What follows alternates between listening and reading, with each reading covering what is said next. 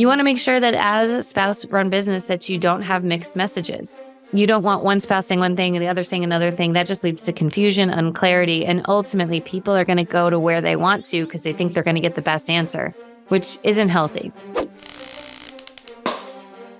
I feel like we specialize in family-run agencies. As I was writing this blog on working in an insurance agency with your spouse, I kept having such great visions of some of the best couples I know that work together and some of the most difficult challenges we faced.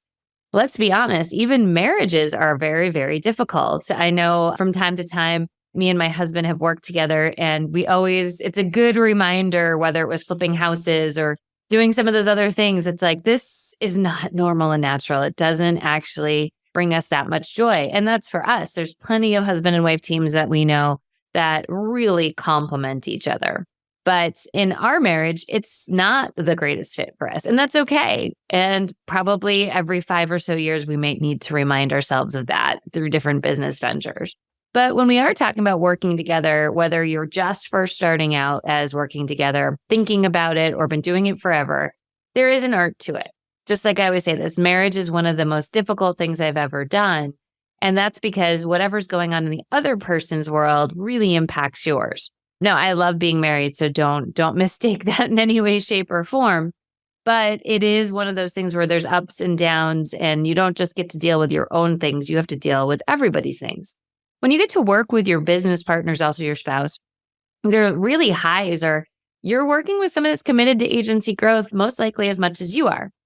Sometimes the spouse works in and might just come in part-time to do bookkeeping, but we're really focused in today on, hey, this is their full-time job. They're committed. So you've got someone committed to agency growth. That's a huge high. They're working 2 heads are better than one. You are working with somebody as your business partner that you know, like, trust, and respect as your partner.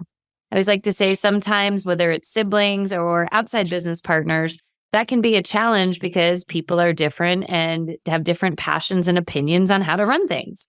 The partners can support long hours that sometimes must be put in. So it's not, why aren't you home for dinner? It's like, oh yeah, we got to go bind that big piece of coverage. I'll see you at home later. It's a sounding board for making decisions. Oftentimes your partner or spouse knows you in detail, which means they know your shortfalls, your weaknesses, and your strengths. And there's someone to be there on difficult days that loves you unconditionally.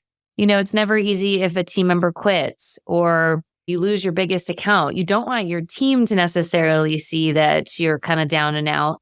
And your business partner, who happens to be your spouse, that can be something that's really reassuring. One of the things that we like to say is identifying upfront when you're working with your spouse, roles and responsibilities is key. The agency often doesn't need 2 people doing the same thing or meddling in each other's business.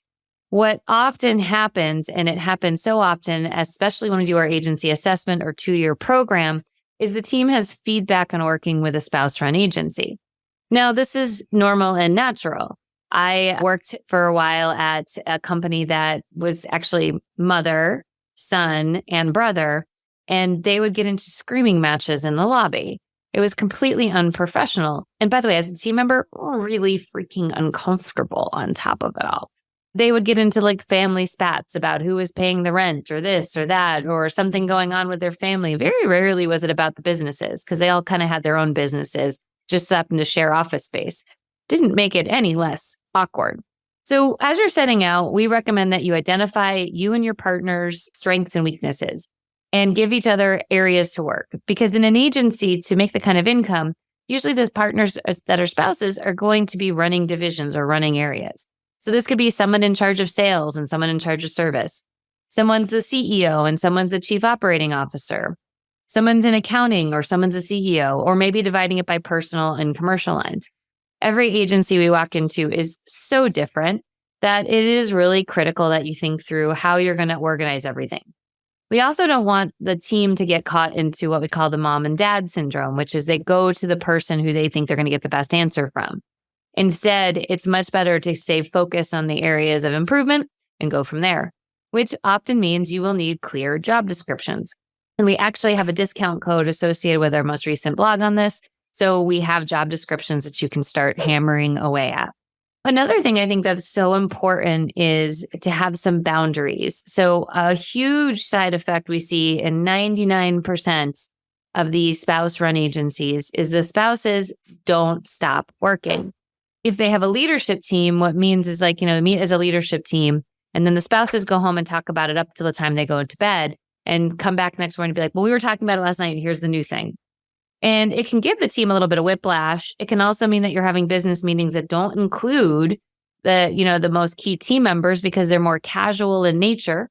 And it can also get to the point where it becomes unhealthy in your marriage. So we like to say that there has to be some boundary of when you shut work down. Otherwise, it can get excessive. As you're trying to identify who does what in the agency, we want to make sure that you think about a couple things. I always say just because you can doesn't mean we should. So the kill zone. The first thing is the thing that each you and your spouse could do all day long, love doing. Just give me more of it. This lights you up. This is the thing that you would want to do 100% of your time if you could, or things, I should say. The next is a drudgery zone. Stuff you have to do because you own the business. You don't love doing it. You don't even really want to do it, but somebody's got to do it. And it's kind of in an owner level role or C-level suite role. So you get stuck doing it. And it's something gets put off, probably becomes a little issue in your business and your marriage because you're putting it off because you don't love doing it. Note those things. The disinterest zone. You can do it and you're fine to do it, but geez, you do not love it. Like I'm proficient in it. I'm proficient in running our commissions, but I do not love doing it. It's just kind of tedious and time consuming. People always have questions. You go back and research it. It's usually what it said it was. And you have to kind of just bogs everything down. Doesn't make my heart sing, but it is necessary, which is why we're actually going through building a little bot that can do it for us. The distraction zone. You like it, but you aren't proficient in it, so it takes you a long time. This just happened to us where I got a bigger role in marketing. I love doing it, but getting my feet back into it has taken some time, just catching me up to speed, understanding the processes and procedures. So I'm getting faster at it, but not super fast at it right now. So once you know those things, then you can start building out what everybody's job descriptions are and what they need to be supported to really get those job descriptions nailed down. The other thing we want to do is create a positive spouse-led agency culture. If you've ever worked with family or for a family-run business, it can be difficult. There can be things like nepotism that come up of, am I ever going to get a job description or is it always going to go to a family member a job promotion? It can also be that the spouses aren't getting along and it puts a kind of a damper on the whole agency. People can tell. It's kind of like your kids.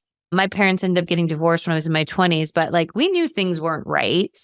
And kind of when they told us, we're like, you should have done this a long time ago. And it's important to understand that you have to come back in with the smiles painted on, even when times are good or not good. So you want to make sure that there are no spousal disagreements happening in the office. If it's personal, go out to lunch, go grab coffee, go into your cars. Do not bring it into that office. It's not fair to the team members. And honestly, you had a husband and wife team working for you and that was going on, you would address it pretty quickly. Tension from home life entering the office. Maybe there's a parent that's not doing well. Maybe there's financial issues. Maybe there's some issues with a kid. You just found out your kid's smoking pot and you're trying to deal with it. We're all people. We're going to carry some of that in. But when you're running a business with your spouse, you have to be very clear that your game face is on when you're in that business. One thing I always say, and this is critical, is you can become very close to people that you work with. However, they are not your friends. They are not your family. They are employees. They're people that you pay. You can like them, but understand that that relationship is never going to be true friendship. It can't be true friendship. It's not designed to be true friendship. It is designed for outputs. And now you can like the people that you work with all day long, but at the end of the day, they are still team members, they're still employees. So if you're struggling with your spouse, who also happens to own the agency, whether that's personally or professional struggles, do not vent it out to a team member. We actually put in our blog that it's critical that you might find other husband and wife spouse teams that you can vent to and be a good sounding board and redirect you back into where your head needs to be. But taking a team member and explaining that you guys just got into a huge fight or you're so mad that they decided XYZ in the business is only going to lead to more problems.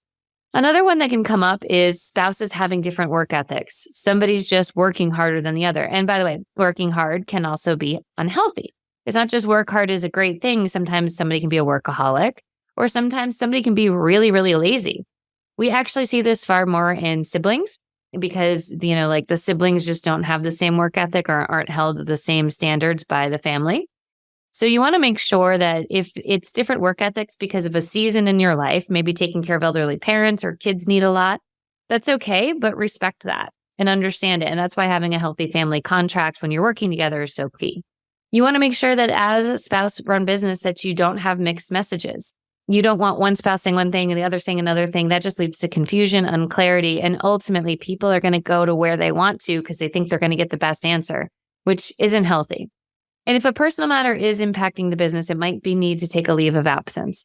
If your kids need more, if family needs more, if somebody's not well, you have to figure this stuff out because there is a huge asset. And when it requires both partners' attention, you need redundancy in your agency. So it's not as dramatic. We always think about with family agencies, if there was a death or if somebody was ill, how can you strengthen up the agency with redundancies to work without two very key, critical people basically in the agency? Just to kind of recap, when you walk into the office, your business partners, not spouses. You want to make a family contract that rules that, has some good boundaries, right? What you do discuss in the office, what you don't discuss, what you do discuss at home and what you don't discuss. And having that up front before it becomes an issue is so important. A lot of times you want to have it when there is an issue, but you're not thinking clearly. Those family contracts should be done up front. I say consider not driving together to work to give yourself some space, right? Maybe that's just a little healthy way to listen to your favorite podcast, call your friend, have a little freedom to come and go when you want versus when the other person wants. And just notice if you're maybe being a little passive aggressive. Again, those relationships creep in. You have more than one relationship. So one of the things that can happen is you might be being passive aggressive because your comfort level is different. Where if you were in a meeting and the owner of the company was saying something, you wouldn't be rolling your eyes because it would be disrespectful. But with your spouse, there's a different comfort level there. So you want to be thinking that. I also highly recommend that you take advantage of some of the bonuses associated with working with your spouse, which is travel. Get out there, meet other agencies that are spouse run, develop friendships, develop best practices. You have somebody that can help execute all of this with you. Getting time away from the office is key. Now, I know that can be very difficult with kids and some of those items, but I also want you to understand you have to make time for it, otherwise it will never happen.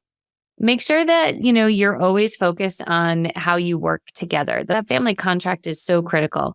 And if you have to address conflict, make sure you do it with an agenda when cooler heads can prevail and you listen to listen. Your goal with your spouse/business partner should be to find a solution, not prove who's right or wrong. And I'll leave you with this final tip. Just like if your spouse was working at another company and they hit their sales goal or they had their biggest month ever, or they hit a big milestone project, they got a promotion, you would celebrate that. You need to celebrate your agency wins and milestones because if you don't, it just becomes like Groundhog Day. People are wired to want sense of achievement. When there is no sense of achievement, what you'll clearly find is that it becomes a bit of a challenge. So instead, make sure that you're always focused on promoting and celebrating. If somebody writes a big account, go out to dinner just like you would if you weren't spouses.